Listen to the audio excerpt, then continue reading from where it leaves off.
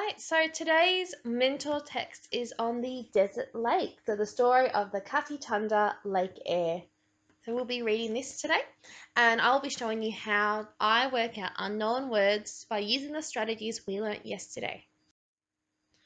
Okay, under the vast blue desert sky, the dry bed of Katitunda Lake Air stretches to the horizon, blinding white with the salt of an ancient sea. The lake looks dead, but it's not. So let's start with our first word, vast. Under the vast blue desert sky. What could vast mean? Well, let's look at the picture first. What do we see? Well, we see a huge desert, okay? And let's read the sentence after it. So, the lake looks dead, but it's not. So we can tell that vast means it's a huge desert, okay? So Katitunda Lake Air lies near the centre of Australia in a huge desert. The lake is usually dry, but in some years, the rains from the north flow to the lake area and create a mass of water. So beneath the salt crust, frog and fish eggs are buried, waiting. Frogs are safe in deep burrows, their heartbeat so slow, no one would know they are alive. So burrows, what's a burrow? So beneath the salt crust, frog and fish eggs are buried, waiting. Frogs are safe in deep burrows, their heartbeat so slow, no one would know they are alive. Well, let's look at the word before it, deep. So that means that they're underground. They're deep underground. So we know a burrow is a hole that is deep under the ground. Below the lake bed, the frogs can sleep for many years. They live off fat and water stored in their bodies. But far up north, clouds are gathering.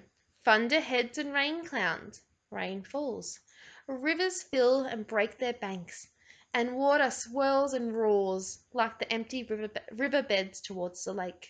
About every 10 years, the inland river floods into the lake. The water can flow at 40 kilometers an hour, as fast as a galloping horse.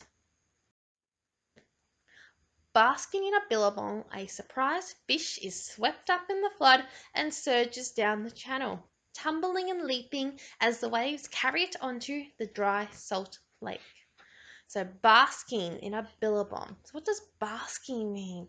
Let's look at the sentence. Basking in a billabong, a surprised fish is swept up in the flood. So basking would almost mean, look, it was surprised. So that means it was just relaxing and then it was surprised by the flood. So basking is almost like relaxing.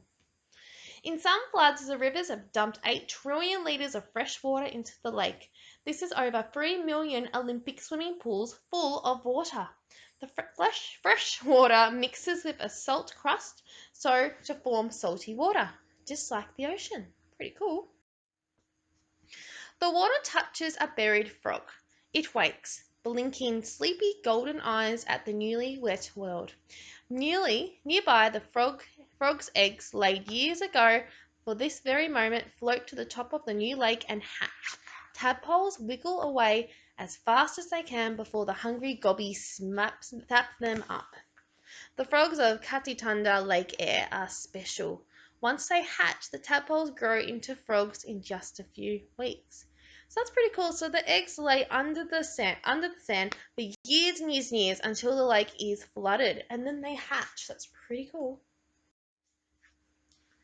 Far, far away, pelicans lift into the sky, hundreds of them, heading for the lake to nest.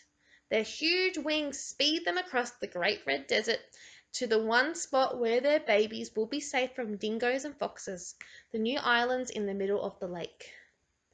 Pelicans fly as far as 1,500 kilometres to come to the lake where it fills. Some even fly across the Tasman Sea from New Zealand. No one understands how they know the lake is full of water, but the pelicans don't come in the years when the lake is dry. That's pretty amazing. So once the lake fills up, which it does take years and years to do, pelicans suddenly know and they come over to lay their eggs and hatch their babies. So that's pretty cool. The skies above the lake are alive with birds. Shrieking gulls bring fish and insects to feed their babies, who are in woven grass nets, squonking for food. Two pink-eared ducks whistle to their ducklings to follow close, safe from the wedge-tailed eagles circling high above. Pelicans and gulls both nest in colonies where hundreds of nests are clustered together on the ground. Smaller birds make nests in shrubs where they are safe from predators. So it becomes a very inhabited area. As the desert flames red and gold with sunset, tiny hopping mice emerge from their burrows on the lake shore, while the dragon lizards crawl warily under their stones, safe from the cold night. The mice and lizards live near the lake all the time, and so do humans, but many of the birds come only when the lake is full. So again, look at that, emerge from their burrows. So we learnt what burrows were earlier. They're in the ground. They're holes that they dig and they live in. So they emerge. When we look at the word emerge, they've crawled out. And it tells us that in the second one, they crawl warily. But, so day after day, flocks of pelicans patrol the lake. But the lake is shrinking. Slowly, the harsh desert sun sucks the lake dry. The gusty winds steal tiny drops from the lake and carry them to become rain somewhere else. Each day, the water inches back a little further from the shore. Once the initial flood is over, the river dries up. There is no more water feeding the lake. Water can stay in the lake for several years, growing gradually saltier and saltier as the surface water evaporates. The frog that woke, blinking as the water touched her, lays her eggs and then burrows into the cool, deep earth, closing her great golden eyes. So now the animals are going back to sleep. The shield shrimp bury their tough eggs safely in the soft mud of the lake floor. Plants also prepare for the dry period. Seaweed and algae release seeds and spores, and root-based plants die back. The seeds and roots, like the animals, can stay alive for years, waiting for the next flood. So algae is a type of plant like seaweed. That's why they're in the same sentence. So even if you don't know what it is, look at the word before it, seaweed. So you know it's a type of plant that grows in the ground, underwater.